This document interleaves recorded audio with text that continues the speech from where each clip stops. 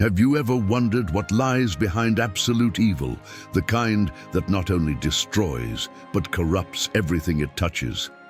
Morgoth, the Dark Lord, wasn't just a villain. He was the architect of the shadows that shaped Middle-earth. Even before Sauron became a feared name, there was Melkor, the being who dared to challenge creation itself. But here's the most unsettling part. What if his legacy wasn't just destruction, but also the transformation of the world we know? Morgoth was the spark that ignited the most devastating wars, the mentor of the greatest betrayals, and the invisible hand behind the tragedies that defined ages. But what no one tells you is that he didn't start as a monster. He was the mightiest of the Ainur, the favorite, the one who could have been the greatest creative force. What happened? What turns light into such absolute darkness?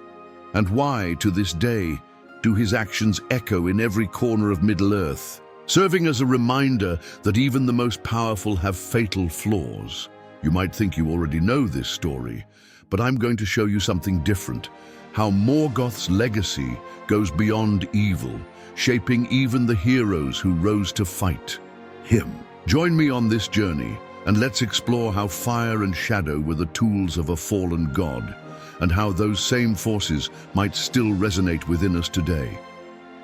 Are you ready to discover what it truly meant to face Morgoth? From the beginning of time, when the universe was still in the silence of creation, the music of the Ainur arose. Each note, each harmony, was like a thread weaving reality. However, among the Ainur, there was a distinct spirit named Melkor.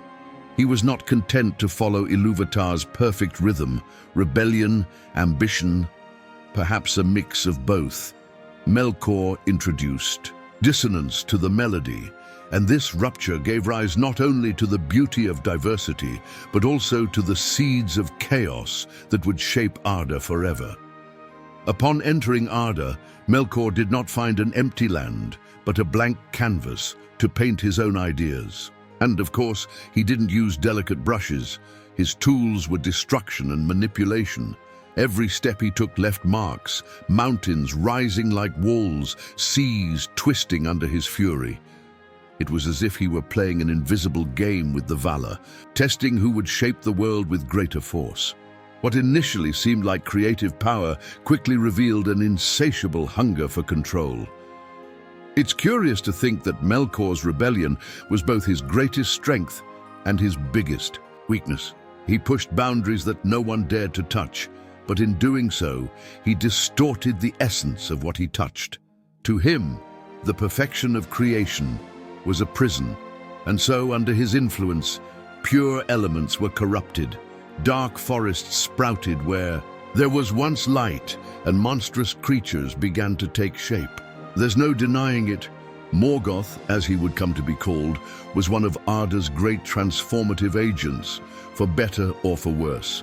In fact, if we look closely, Melkor's story teaches us about the dangers of unchecked ego. Who hasn't felt tempted to stray from the path to shape something their own way? Only the line between creation and destruction is as thin as a harp string. If you've ever wanted to challenge rules or create your own journey, know that there's an inner Melkor in each of us. The remaining question is, are you shaping something new or just spreading ruins? And so, Melkor's rebellion became the prelude to his rise, like the fire that precedes an explosion. He didn't know that in seeking absolute power, he was laying the foundations for his own downfall. But that's another story, full of wars, fortresses, and creatures that would rebel even against their own creator. After his initial rebellion, Melkor wasted no time in consolidating his power. Cast out by the Valar and thirsty for revenge, he didn't hide in the shadows, but embraced them as allies. It was in the icy lands of Arda that he built Utumno, his first great fortress. Imagine a place where the warmth of life barely dared to reach, deep caverns, endless labyrinths where the echoes of his presence reverberated like thunder. There, he began to form armies, corrupting pure spirits and turning them into loyal servants, the precursor to the Balrogs and other dark creatures that would torment Middle-earth for ages. But Melkor knew that just one fortress wasn't enough. Thus arose Angband, the stronghold that would serve as a shield against any attempt by the Valar to challenge his supremacy. He was a strategist, after all. While Utumno represented the heart of his strength, Angband was the wall that protected his ambition. Here it wasn't just about brute force. Melkor manipulated minds, spread fear, and made allies where few would imagine. He was the kind of leader who understood that war was as psychological as it was physical. Still, the Valar did not remain. Idle, led by Tulkas, the mightiest of all warriors, they marched against Melkor. The ensuing battle was worthy of songs that even the elves wouldn't dare forget. The clash of forces in combat made the very ground tremble, as if the earth itself rejected the presence of so much hatred. Melkor was defeated, captured, and to many surprise, bound with Angainor, a chain so powerful that only the gods could forge it. And then came the punishment. Melkor was cast into the void, a lightless abyss where his pride and ambition became his only companions. Think about it. For someone who always wanted to dominate everything, being exiled into nothingness was the cruelest punishment. However, he wasn't the type to give up. Even in the void, his mind continued to work, planning his return. He knew that power didn't reside only in his direct actions, but in the impact he left on Arda. It's funny how, even defeated, Melkor left deep traces. The creatures he created, the lands he corrupted, and the fear he sowed continued to echo in Middle-earth. And so, even when he seemed to have been eliminated, his shadow remained. But the void would not be his end. After all, for someone like Melkor, or Morgoth as he came to be called, exile was just a new beginning. Even imprisoned in the void, Melkor proved that true power is not only physical, but also psychological. His influence continued to hover over Arda like an unerasable shadow. Before his fall, he had already planted seeds of doubt and corruption, and the first to feel the weight of this manipulation were the elves. They, who were the firstborn children of Ilúvatar, so pure and curious, became easy targets for Melkor's cunning mind. It was no wonder he called them the beautiful fools. The elves were the first to awaken in Arda, and Melkor, always lurking, did not miss the opportunity to act. He spread lies among them, planting distrust between the elven peoples and the Valar, who hasn't felt the impact of a well-told lie. Melkor was a master at this game. A practical example of this was how he suggested to the elves that the Valar were not benevolent, but tyrants who wanted to control them. And like every great lie, there was a grain of truth to give credibility to his words. This is how Melkor led some of the brightest elves to commit devastating mistakes. When Feanor created the Silmarils, jewels of unparalleled beauty that contained the light of the trees of Valinor, Melkor saw his chance to cause chaos. He awakened greed and pride in the hearts of the elves, leading them to believe that possessing the Silmarils was a divine right. And thus began a cycle of wars, betrayals, and destruction that would forever stain the history of the Noldor. Think about it. How many times, in the pursuit of what's valuable, do we end up getting lost along the way? The Silmarils were symbols of perfection, but under Melkor's influence, they became objects of discord. It's no different from what happens in the real world when something that should unite people, like wealth, power, or even ideals, becomes the reason for endless disputes. It's a reminder that even the most beautiful things can be corrupted if we're not careful. Even as the void seemed to be his prison, Melkor laughed at the storm he had left behind. The elves fought among themselves, the Valar hesitated to intervene, and the world in turn became a stage for chaos. But that was just the beginning. After all, Melkor always knew that, even from a distance, he could still manipulate Arda like a master puppeteer. The First Age was marked by wars and tragedies, but few battles were as legendary as the duel between Melkor and Fingolfin. Imagine the setting: Angband, Morgoth's dark fortress, surrounded by desolation and terror. Fingolfin, the High King of the Noldor, arrived alone, mounted on his horse with the light of the stars reflecting off his armor. He was determined to challenge the most powerful being in Arda. It wasn't just courage. It was a mix of desperation and honor that led him there. Who hasn't wanted to face something much greater than themselves, just to prove their worth? Melkor, for his part, did not expect such audacity. After all, who would dare to face Morgoth himself in his own territory? But even with his overwhelming strength, there was something about Fingolfin that bothered him.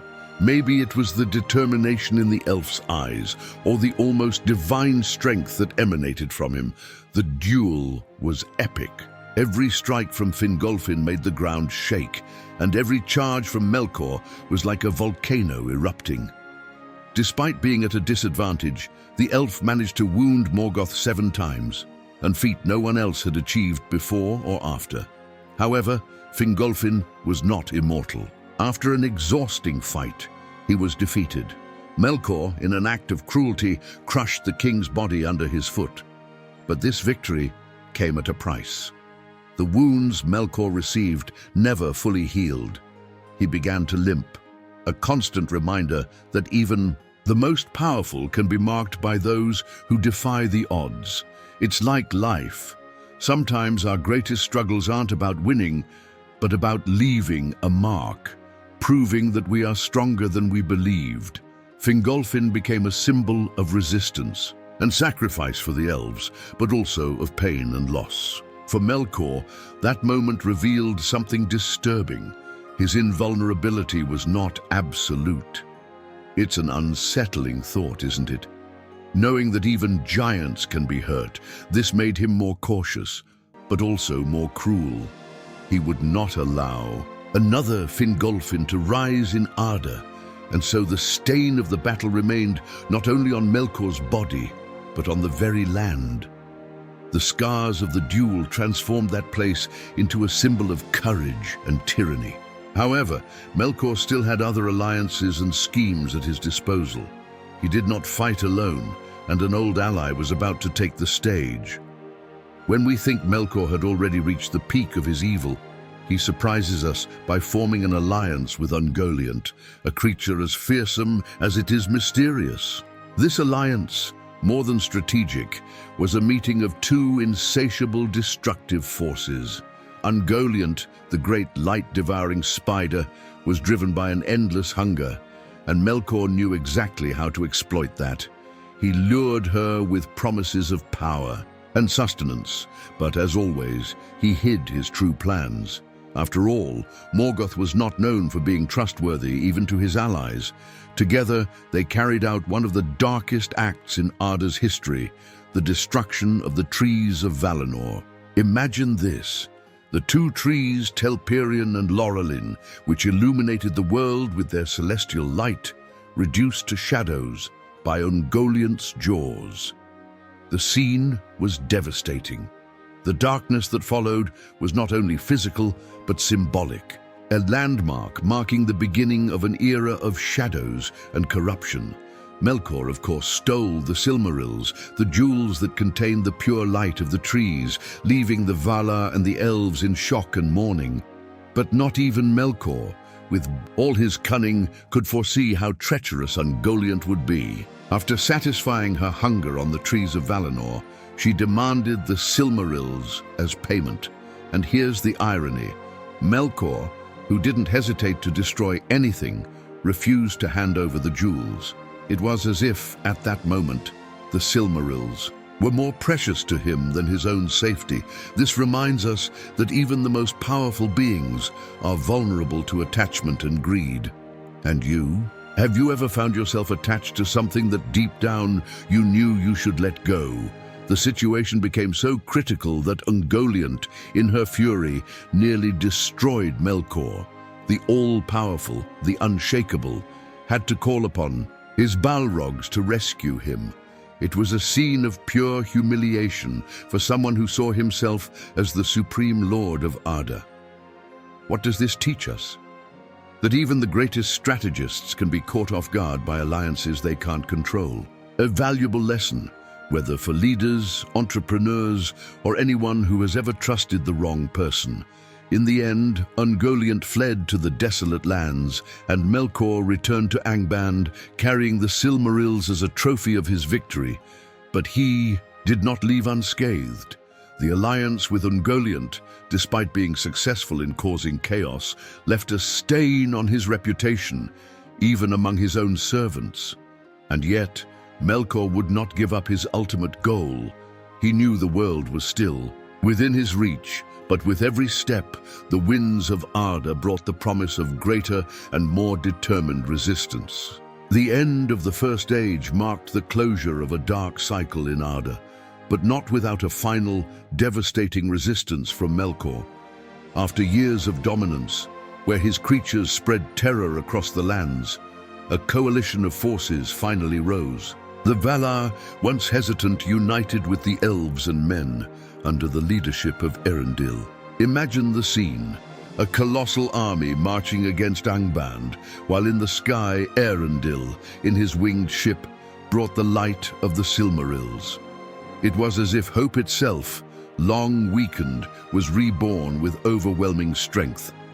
The Battle of Wrath, as it became known, was the climax of this era of conflicts. Balrogs, dragons and orcs launched themselves against the allied forces in a clash that shook the very foundations of Arda. Even so, the tide turned against Melkor. His most loyal servants began to fall, and his fortifications, once considered impregnable, were reduced to ruins. It's curious to think how the strength of such a feared enemy began to crumble before an alliance that, until then, seemed impossible. A clear lesson that when different forces unite for a greater purpose, even the most powerful can be defeated. But Melkor would not be defeated without leaving his scars on the world. He unleashed his most fearsome dragon, Ancalagan the Black, to destroy the enemy forces, and for a moment it seemed he might turn the tide. However, Elendil, with his courage and the light of the Silmarils, slew the colossal beast, whose fall destroyed the towers of Thangorodrim. This event in itself symbolizes how even the greatest obstacles can be overcome when faced with determination and the right help. Quite an inspiration, don't you think? In the end, Melkor was captured by the Valar and condemned to eternal void. He was banished from Arda, but his marks remained in the hearts of the peoples, the devastated lands, and the shadow that still hovered over Middle-earth. It's fascinating to realize how the impact of his actions would continue to reverberate. In the ages to come, Melkor may have been removed physically, but the corruption he initiated would continue to shape history. Who hasn't felt the effects of something that, though distant, still deeply affects present reality? And so, the First Age came to an end, but not without consequences. Melkor had been defeated, but the darkness he brought to the world planted the seeds of new challenges. Middle-earth, now free from his direct dominion, would begin to tread the path for new stories, new conflicts, and new heroes. So after diving into the story of Morgoth, the question remains, what are you going to do with all this knowledge? Morgoth teaches us that power, when guided by ego and greed, destroys even the grandest of beings. But here's the provocative side. What if you use this lesson to transform your life? Are you resisting your own shadows or allowing them to corrupt your dreams and goals? His story is a mirror for all of us, showing that even in adversity, there are opportunities for redemption or destruction. Think about it. What in your life is being shaped by impulsive choices or by pride? Like Fingolfin, you can face forces, much greater than yourself and still leave your mark. Or like the corrupted elves, you might lose yourself in lies and illusions. The important thing is to remember that each decision you make today will echo, like Morgoth's actions echoed through ages. Are you willing to face your internal battles and create a story worthy of being remembered? If this reflection struck a chord within you, here's the invitation. Subscribe to the channel and activate notifications to continue learning and delving deeper into this fascinating world. After all, Middle-earth has much more to teach us, not just about legends, but about real life.